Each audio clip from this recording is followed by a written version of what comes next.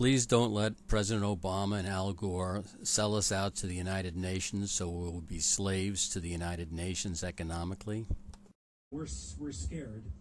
We're scared of an Obama president. I have to tell you, he is a decent person and a person that you do not have to be scared as President of the United States. Now, Senator McCain, you said don't be scared if Obama gets elected president. Well, let me tell you, he's tearing this country down and he's destroying it. And if this treaty is signed, boy, you got to take some of the responsibility. And what are we doing instead? At Copenhagen, this December, weeks away, a treaty will be signed. Your president will sign it. Most of the third world countries will sign it because they think they're going to get money out of it. Most of the left-wing regimes around the world, like the European Union, will rubber stamp it. Virtually nobody won't sign it. I have read that treaty, and what it says is this, that a world government is going to be created. The word government actually appears as the first of three purposes of the new entity. The second purpose is the transfer of wealth from the countries of the West to third world countries in satisfaction of what is called coyly a climate debt, because we've been emitting CO2 and they haven't, and we've been screwing up the climate. We haven't been screwing up the climate, but that's the line. And the third purpose of this new entity, this government, is enforcement. How many of you think that the word election or democracy or vote or ballot occurs anywhere in the 200 pages of that treaty? Quite right, it doesn't appear once. So at last, the communists who piled out of the Berlin Wall and into the environmental movement and took over Greenpeace, so that my friends who founded it left within a year because they'd captured it, now the apotheosis is at hand. They are about to impose a communist world government on the world. You have a president who has very strong sympathies with that point of view. He's going to sign. He'll sign anything. He's a Nobel Peace Laureate. Of course he'll sign it. And the trouble is this. If that treaty is signed, your constitution says that it takes precedence over your constitution.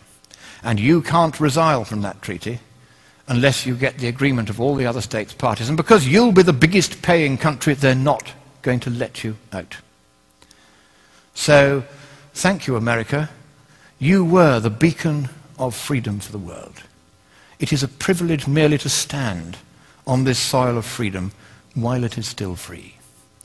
But in the next few weeks, unless you stop it, your president will sign your freedom, your democracy, and your prosperity away forever, and neither you nor any subsequent government you may elect will have any power whatsoever to take it back again.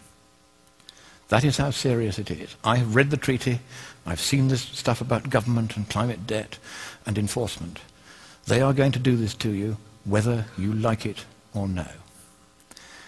But I think it is here in your great nation, which I so love and I so admire. It is here that perhaps at this 11th hour, at the 59th minute and the 59th second, you will rise up and you will stop your president from signing that dreadful treaty, that purposeless treaty, for there is no problem with the climate, and even if there were, economically speaking, there's nothing we can do about it.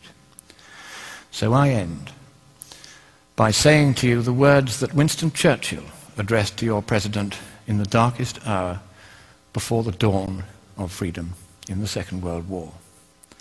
He quoted from your great poet Longfellow.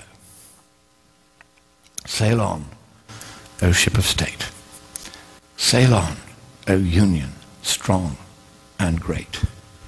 Humanity, with all its fears, with all the hopes of future years, is hanging breathless on thy fate. Thank you.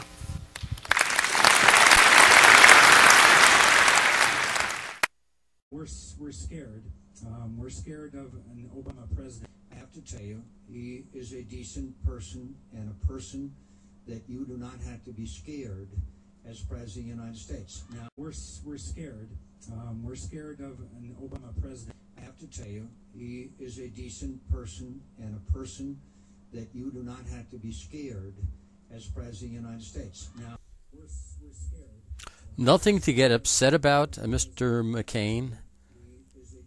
Decent and honorable. He's taking away our constitutional rights. He's robbing our freedoms by forcing mandatory health insurance. And you say there's nothing to worry about this man who's breaking the guarantees we have in the U.S. Constitution. Now the government can force us to buy products. If they can force us to buy mandatory health insurance, there is no limit. There's absolutely no limit to what else they can force us to do for the common good. And this really, really stinks. And I wish people would wake up and realize what kind of monster they have elected.